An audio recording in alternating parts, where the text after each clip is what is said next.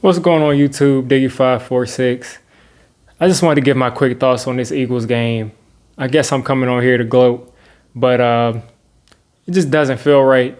I've been in a bad mood since Joe Burrow got hurt, but Carson Wentz continues to do what Carson Wentz has been doing all season, which is turning the ball over and pretty much losing his team games. Pick six today. Miles Sanders contributed to the turnovers with the fumble today, but they had 96 yards in the first half. Doug Pederson continues to coach bad.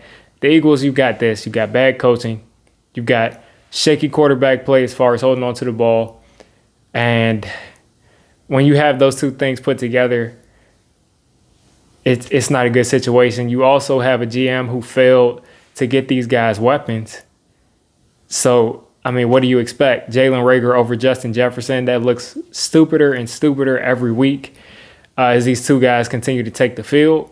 As Justin Jefferson continues to take the field with healthy, that too. But it's just a mess there. Wentz is continuously turning the ball over. He's making mistakes because he feels like he has to win his team the game on every play. Miles Sanders is continuously running the ball effectively and being effective, and Boston Scott spelling him being effective, and they go away from the run. Eagles fans, I don't feel bad for you all because I hate the Eagles, but Eagles fans, you have to be angry after dealing with Andy Reid for years and then watching him win a Super Bowl. But dealing with Andy Reid for years with LaShawn McCoy and Brian Westbrook and watching your running back tear up the opposing team's defense and then just, oh, we're not running the ball anymore. I don't understand what the logic is behind that, but that's a Reid philosophy. We go up and we run the ball and then we'll just stop. Now he has Mahomes, so it doesn't really matter, but he'll go away from that run game with the best of them. But overall, it's just a bad performance. It's just been overall tough to watch football-wise because they put themselves in position. You see Miles Sanders running the ball, you're like, oh, he's a force. This team can't stop him. He's a force. Boston Scott, he's a little guy. He is a little guy, but he's a giant killer, first of all. He can really catch the ball, and he's fast. He's fast. You saw on that 50-something yard touchdown, I think last week against the Giants. He's fast. They're getting some of their guys back, and they still can't put it together because the coaching, the play calling, I think they ran like an option on 3rd and 7. I don't understand what they were doing with that.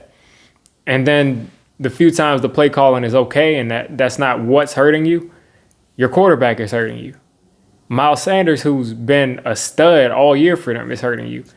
So, and then it's just bad situations. Wentz isn't throwing the ball away in the end zone.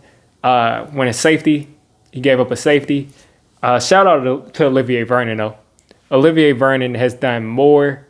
Someone in my chat was saying it. Olivier Vernon has done more for helping the Giants win the division than he ever did while he was on the Giants.